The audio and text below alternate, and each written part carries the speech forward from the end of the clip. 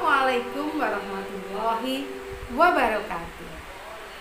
Sahabat TBM Kinanti, Bapak Ibu guru hebat dari seluruh Indonesia.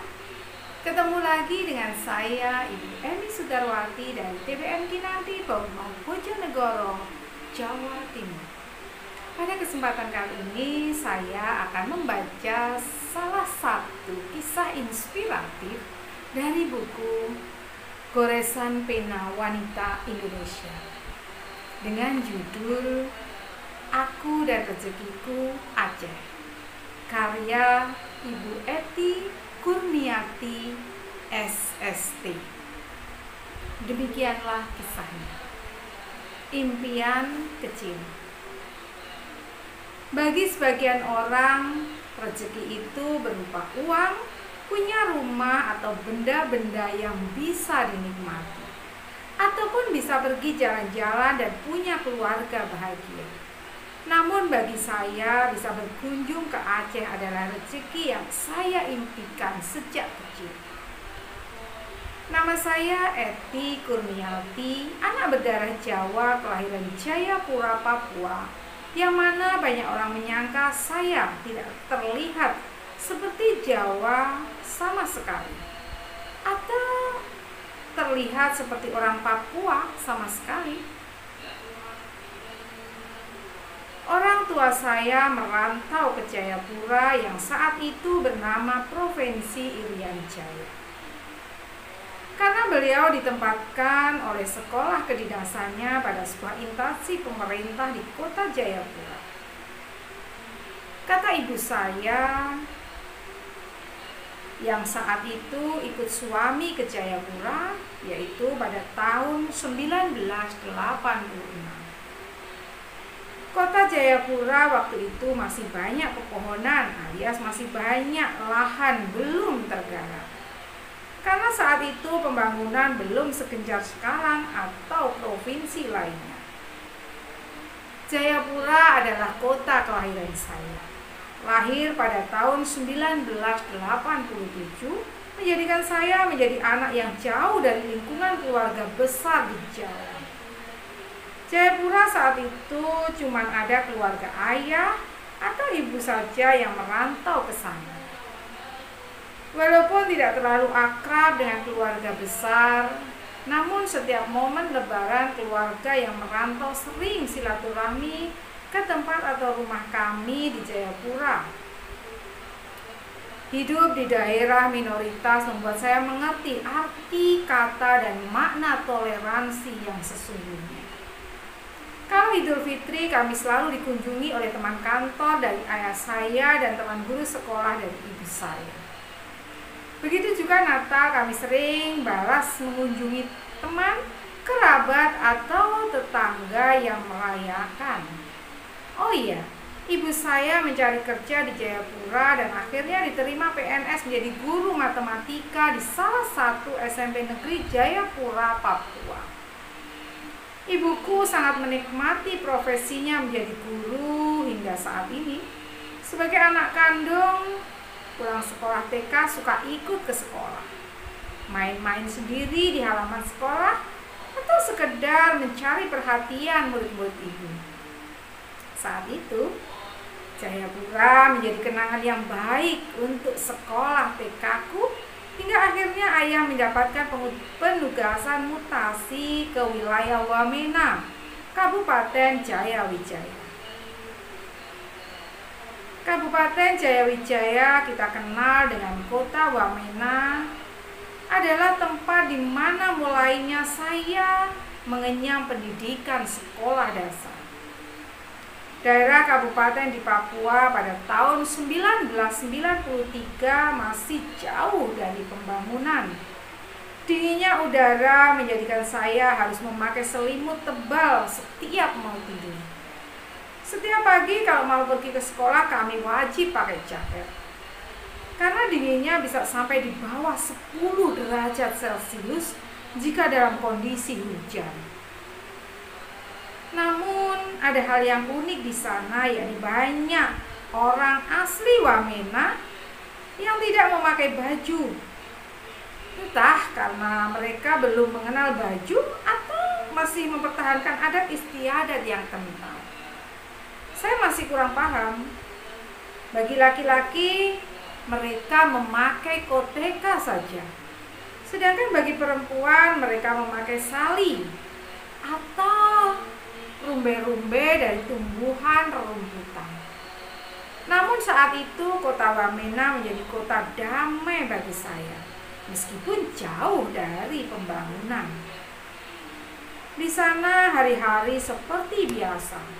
Pagi sekolah dan pulang sekolah, sore lainnya mengaji di TPA atau mengikuti les bahasa Inggris. Bersyukurnya di tengah keterbatasan fasilitas yang ada, namun tetap fasilitas pendidikan non formal dalam menunjang tambahan ekstrakurikuler kami, walaupun cuma ada satu-satunya tempat les atau TPA saat itu. Juga di sekolah saya, yakni SD Negeri 1 Wamena, pun mengadakan kegiatan ekstrakurikuler.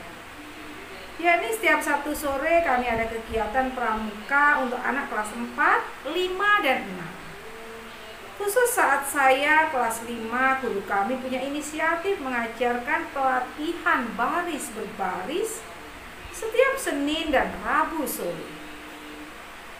Kenangan sekolah di Wamena saat itu tidak pernah saya lupakan, karena saya sering bertemu banyak murid-murid pindahan. Ada yang pindah dari Jawa, Jayapura, dan dari berbagai daerah di Indonesia. Karena ikut orang tuanya mutasi ke wilayah tersebut. Ada sesuatu yang unik dan berkesan bagi saya saat kelas 5 SD. Saat mendapatkan teman pindahan dari Jayapura, karena orang tuanya bertugas di Wamena.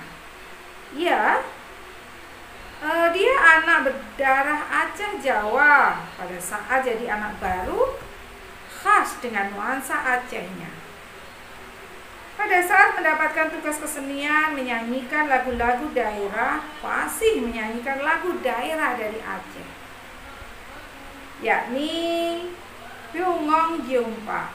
Ya, lagu Beongong Jeumpa yang saat itu saya pelajari liriknya dari buku pintar. Namun bagi saya susah sekali menyanyikan lagu itu. Meskipun saya suka dengan lagunya hingga saat ini. Namun sayangnya pada saat naik ke kelas 6 SD saya pindah ke kota Jayapura lagi dan pisah dengan teman-teman sekolah di Wamena. Sejak saat itu sudah tidak pernah kontak lagi dengan teman-teman SD. Dan melanjutkan pendidikan SD kelas 6 sampai lulus, lalu melanjutkan lagi ke tingkat pendidikan SMP di Jayapura. Di kota Jayapura tentu harus banyak menyesuaikan segala hal. Dari pergaulan, materi pendidikan, dan banyak yang lainnya.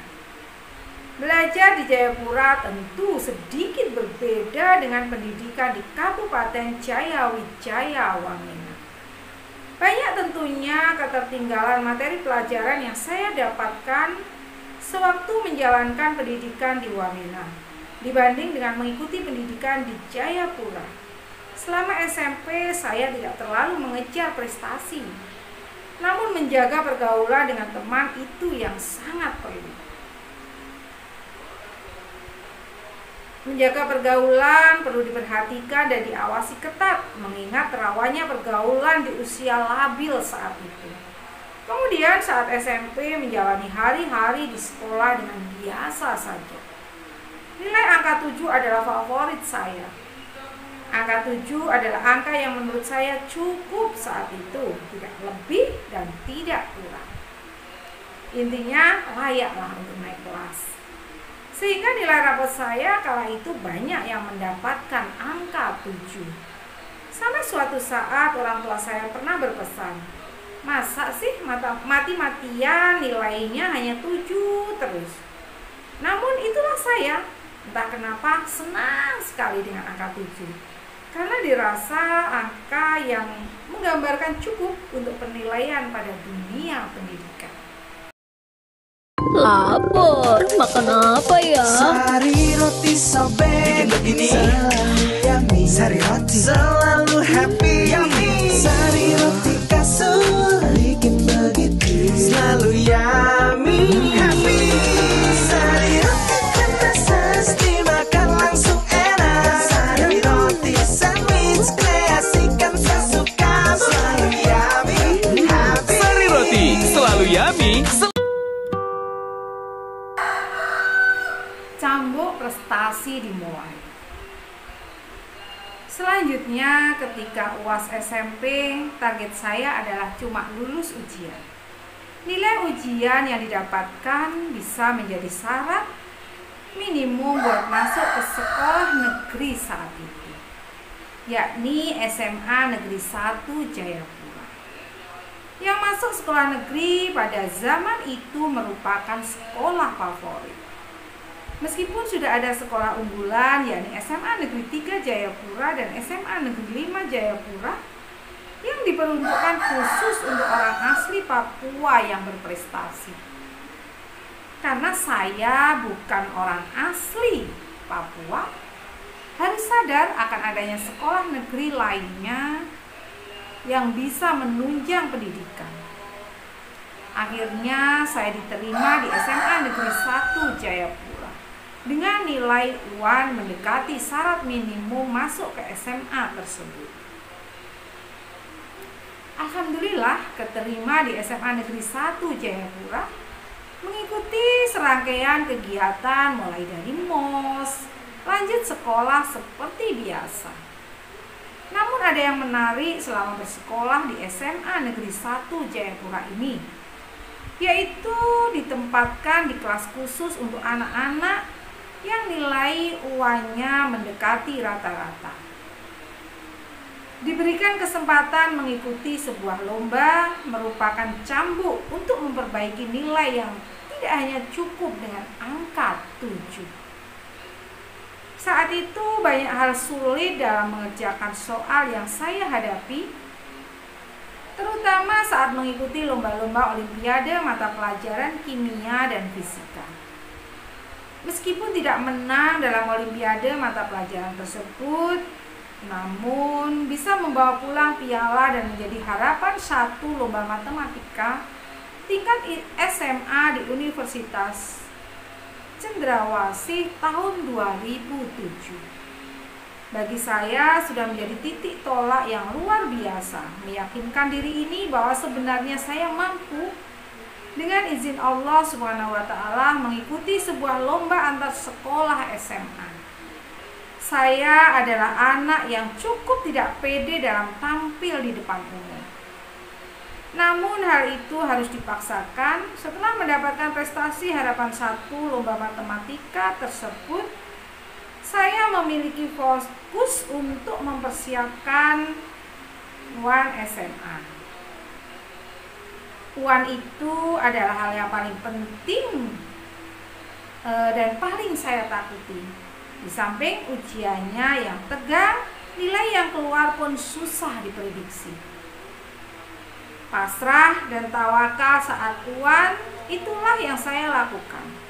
Sembari menunggu hasil UAN, qadarullah banyak hasil PMDK dari beberapa universitas di Jawa dan Makassar tidak ada yang tembus satupun. Padahal cita-cita saya pengen banget kuliah keluar Papua. Ibu saya berpesan, buat apa kuliah jauh-jauh di Jawa kalau jurusannya ada di Uncen.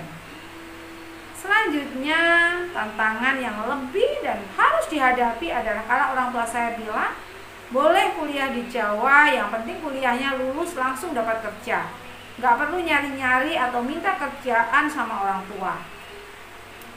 Di sini otak saya cukup berpikir keras untuk mencari perguruan tinggi kedinasan, yang mana kelulusannya otomatis menjadi PNS. Ya, memang ada beberapa kedinasan saat itu, cuma entah kenapa saya terpaku pada salah satu sekolah kedinasan STIS atau Sekolah Tinggi Ilmu Statistik di bawah instansi BPS atau Badan Pusat Statistik. Ada salah satu sekolah kedinasan lain yang saya ikuti tesnya, namun STIS-lah yang saya pilih saat itu. Selain lulus langsung mendapatkan golongan 3A dan disetarakan dengan S1 meskipun pendidikan yang ditempuh adalah pendidikan D4. Alhamdulillah saya lulus ujian masuk STIS dan saat itu kami yang keterima mewakili Provinsi Papua berjumlah 4 orang dari 60 peserta yang tes. Pada saat itu tahun 2005 STIS belum begitu banyak peminatnya di Papua.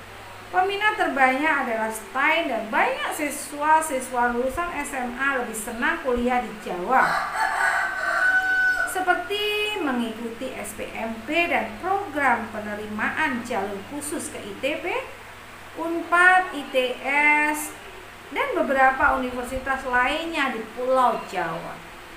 Saat itu pula di Papua yang menjadi favorit adalah kedinasan STPDN. Meskipun STIS bukan sekolah favorit saat itu, masuk STIS juga lumayan susah bagi saya. Tes tahap pertama adalah tes tertulis matematika, bahasa Inggris, dan pengetahuan umum. Tentunya kalau matematika pasti soal-soalnya susah. Namun entah kenapa yang lebih banyak saya genjot saat itu adalah belajar bahasa Inggris dan pengetahuan umum. Walaupun ada juga porsi yang serius buat belajar matematika. Selanjutnya ujian tahap pertama diikuti. Alhamdulillah saya lulus ujian tahap pertama dan selanjutnya saya lulus pada ujian tahap kedua, yakni ujian psikotes. Setelah ujian tahap kedua saya lulus, saya lanjut pada tes kesehatan. Di sini saya dipesan oleh orang kantor BPS Provinsi Papua, kalau jarang bergadang atau nggak pernah bergadang, mudah-mudahan hasil tes kesehatannya bagus dan bisa lulus ujian tahap ketiga. Alhamdulillah hasil tes kesehatan saya baik dan bisa melakukan persiapan untuk keberangkatan ke STIS Jakarta dari Jayapura. STIS, I am coming. Jakarta adalah kota besar yang pertama kali saya kunjungi karena lokasi kampus STIS ada di Jakarta. Pertama kali tiba di Bandara Soekarno-Hatta, saya langsung merasa kaget. Crowded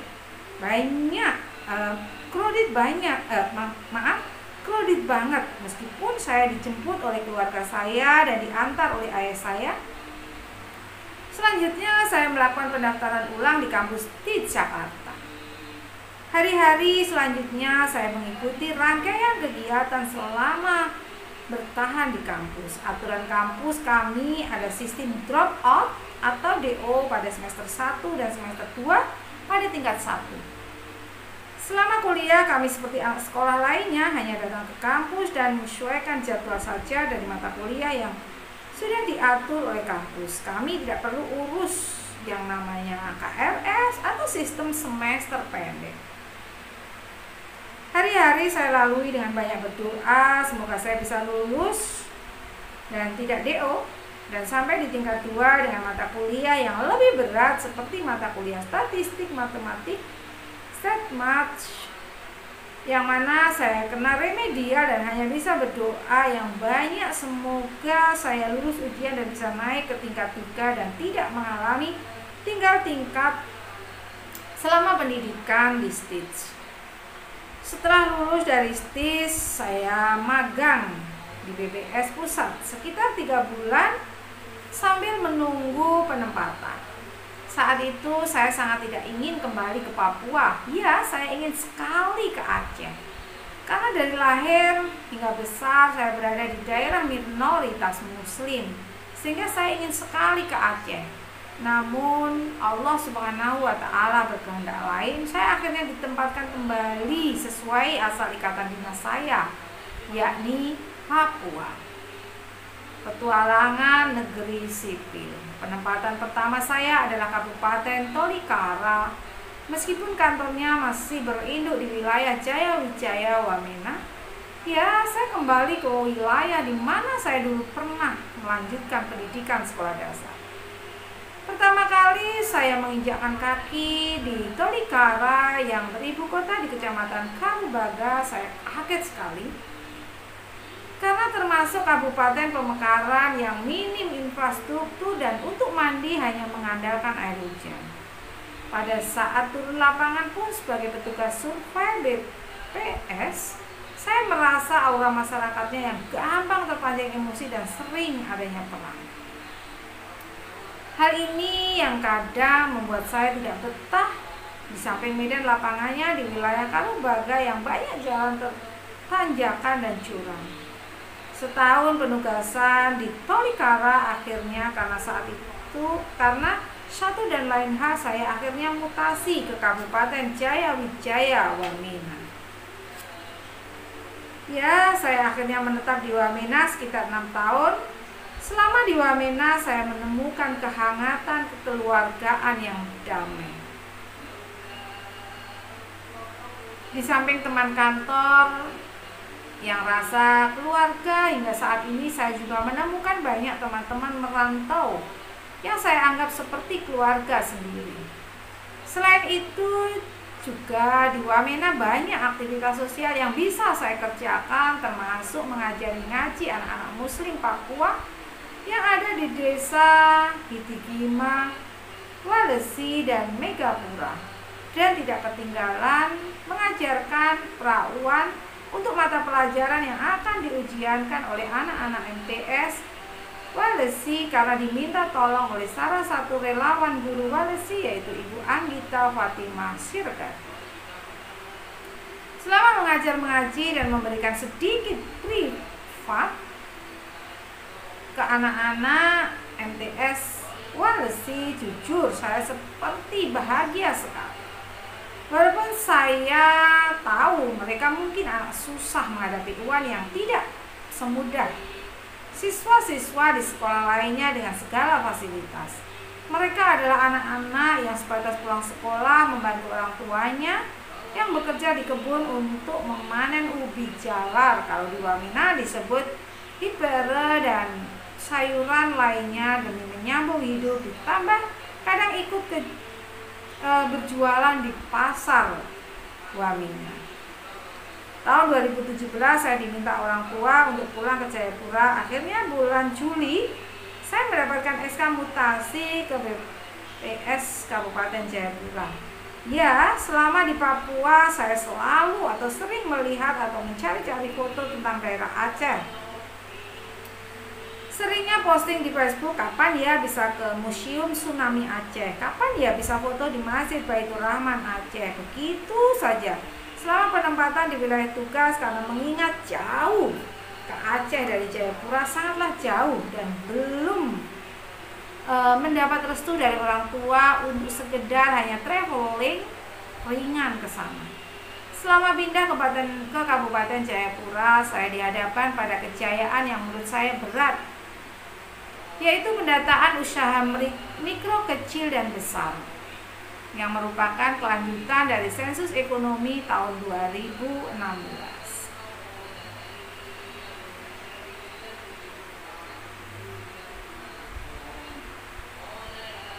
Alhamdulillah bulan Maret 2018 etas saya terbit untuk dimutasi ke BPS Pusat di Jakarta.